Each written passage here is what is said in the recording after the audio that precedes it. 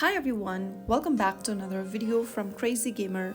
Today in this episode we are going to be learning how to change your display name in Infinity Ops quickly and safely.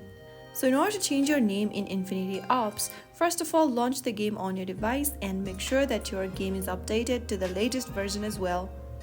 Once you're inside the main lobby screen of Infinity Ops, tap on your player name at the top left corner. Now from this page, tap on the pencil button right next to your current player name.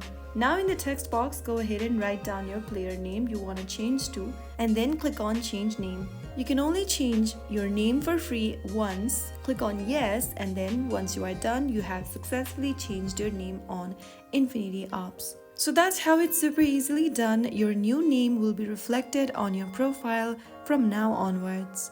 If you found the video helpful, don't forget to like, share and subscribe to the channel.